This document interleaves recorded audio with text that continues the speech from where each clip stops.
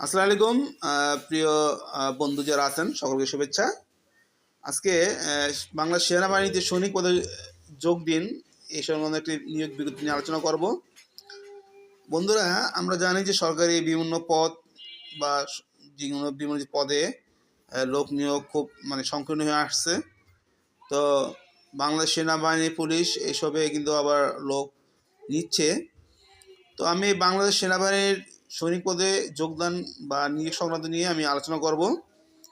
তো বন্ধুরা, আপনাদের বলে রাখি যে আমার চাকরি নিয়োগ বিজ্ঞপ্তির যে ফেসবুক পেজটিতে আমি আমার এই বাংলাদেশ সেনাবাহিনীতে যোগদান পদের নিয়োগ বিজ্ঞপ্তি আমি আপলোড করেছি। আপনারা সেখানে ঢুকে, অর্থাৎ আমার ফেসবুক পেজটিকে ফলো দিয়ে লাইক শেয়ার করে আপনারা এই নিয়োগ বিজ্ঞপ্তিটি ডাউনলোড করে দেখুন। পাশাপাশি আমার ইউটিউব চ্যানেলটিকে আপনারা সাবস্ক্রাইব করুন। যাই হোক, আমি আমার নিয়োগ বিজ্ঞপ্তি নিয়ে আমি এখন বিস্তারিত আলোচনা করব। শুরুতে বলা আছে যে সেনাবাহিনীতে অর্থের বিনিময়ে ভর্তির কোনো সুযোগ নেই। আর্থিক লেনদেনের মাধ্যমে অথবা প্রচারণার আশ্রয় নিয়ে সেনাবাহিনীতে ভর্তি হলে চাকরির যে কোনো পর্যায়ে বহিষ্কার করা হবে। যেহেতু এটা সেনাবাহিনী, এখানে কিছু রুলস অ্যান্ড রেগুলেশন আছে, কিছু রেস্ট্রিকশন আছে। তো আপনারা যারা চিন্তা করতেছেন যে আমি অর্থের বিনিময়ে চাকরি নিব, বা কিছু গ্রাম বাংলা শহরে কিছু লোক আছে, অসাধু লোক যারা বলে যে আমরা সেনাবাহিনীর লোক ঢুকাই দিই টাকার বিনিময়ে, তো এই ধরনের অনিয়মগুলো এখানে শুরুতে বলা আছে যে এই ধরনের অনিয়ম যদি কোনো জানতে পারে, আপনার চাকরি যদি হয়ে যায়, তো সেই চাকরি অবস্থায় আপনাকে তারা চাকরিচ্যুত করবে। সেনাবাহিনীর সংশ্লিষ্ট অফিসাররা আপনাকে চাকরিচ্যুত করবে। তো সাবধান থাকুন।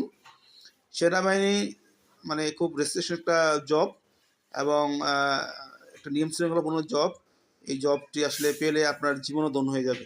যাই হোক, আমি বিস্তারিত পরে বলবো। আমি এখন এই বিষয় নিয়ে কিছু কথা বলবো। এখানে বলা হয়েছে যে SMS ও অনলাইনের মাধ্যমে আবেদন শুরুর তারিখ 31 ডিসেম্বর 2024 এবং শেষ হবে 31 জানুয়ারি 2024। অর্থাৎ অনলাইনে আপনার আবেদন করতে হবে এবং আবেদন করা শুরু হবে 21। আমি আবারও বলি যে আবেদন করা শুরু হলো তারিখ 21 ডিসেম্বর 2024 এবং শেষ হবে 31 জানুয়ারি 2024। অর্থাৎ দীর্ঘ প্রায় 1 মাসেরও অধিক, 1 মাস প্রায় 10-12 দিন আপনারা এই বিজ্ঞপ্তিটা আপনারা ভ্যালিড হবে, এবং এর মধ্যে আপনারা অনলাইনে আবেদন করতে হবে। তো এখানে আবেদন বিভিন্ন প্রসেস আছে, বিভিন্ন প্রসেস তারা নিয়ে থাকবে, এবং পুরুষ মহিলা উভয় পক্ষে নেওয়ার কিছু তাদের, যেহেতু সেনাবাহিনী, এখানে আপনাকে ফিটনেস থাকতে হবে, প্রথমত শারীরিক সক্ষমতা থাকতে হবে, ফিটনেস থাকতে হবে, বয়স একটা লিমিটেশন মধ্যে থাকতে হবে, এবং আপনার নামে যদি কোনো মামলা থাকে তাহলে আপনি এখানে আবেদন করতে পারবেন না। সুতরাং কিছু রুলস অ্যান্ড রেগুলেশন আছে বাংলাদেশ সেনাবাহিনীতে চাকরির জন্য। তো আপনারা সেই রুলস রেগুলেশন ফলো করে আপনারা এই যারা চান যে নিজেকে একজন দক্ষ সৈনিক বাহিনী তৈরি করবেন এবং বাংলাদেশ সেনাবাহিনী জয়েন করবেন বা যোগদান দিবেন, তারা এই নিয়োগ বিজ্ঞপ্তিটি ভালো মতো পড়ে তারপর আবেদন করবেন। এবং এখানে প্রচুর অনেক তারা সৈনিক পদে অনেক লোক নিবে।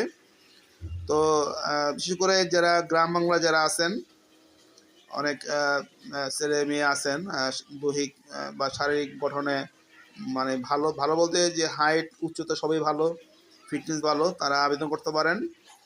এবং সেনাবাহিনীর জব খুব ভালো একটা জব। এই সেনাবাহিনীর জবে থেকে রেশন পাওয়া যায়, অনেক বিশেষ ভাতা পাওয়া যায়, এবং সেনাবাহিনী থেকে আপনি অবসর হলেও যে কোনো এক সময়, জীবনে যে কোনো সময় আপনি অন্য কোনো কোম্পানিতে চাকরি করার সুযোগ পাবে, এবং বিভিন্ন ব্যাংক বা বিভিন্ন যে প্রাইভেট কোম্পানি তারা বিভিন্ন অফার দিয়ে থাকে।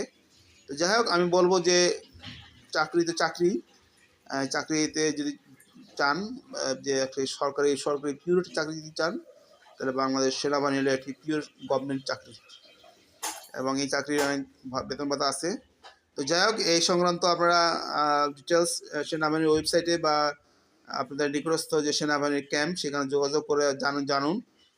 যেহেতু এটা সেনাবাহিনীর একটি অথেন্টিক জব, আমি আমার এই ভিডিওর মাধ্যমে এটুকুই মেসেজ দিব যে আপনারা যে বিভিন্ন সেনাবাহিনীর নিকটস্থ যে জেলায় আছেন, যেহেতু একটা জেলা ওয়াইজ নিয়োগ হবে, তো আপনারা যেই জেলায় আছেন সেই জেলায় সংশ্লিষ্ট ক্যান্টনমেন্টে গিয়ে যোগাযোগ করুন। এবং যেহেতু এটা জেলা ওয়াইজ জব, জেলা ওয়াইজ জব না, জেলা ওয়াইজ লোক নিবে, জেলা কোটা আছে, তো আপনার সংশ্লিষ্ট জেলার সেনা ক্যাম্পে যেয়ে আপনারা বিস্তারিত জেনে আবেদন করুন।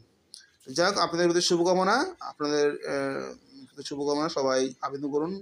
এবং হ্যাঁ, এটা যেহেতু বলা হয়েছে শুরুতেই যে এই সেনাবাহিনীতে যোগদানের ক্ষেত্রে যদি কোনো টাকার মধ্যে অনিয়ম হয়, তারা যদি সংশ্লিষ্ট কর্তৃপক্ষ জানতে পারে, তাহলে আপনার চাকরি হলেও আপনার চাকরির যে কোনো এক সময় তারা জানতে পারলে আপনার চাকরি চলে যাবে। তো যাই হোক, এইসব অনিয়ম থেকে দূরে থাকবেন। আর যারা আসবেন তাদেরকে আবার নিকটস্থ থানায় বা নিকটস্থ আইন শৃঙ্খলা বাহিনীর কাছে সোপর্দ করুন।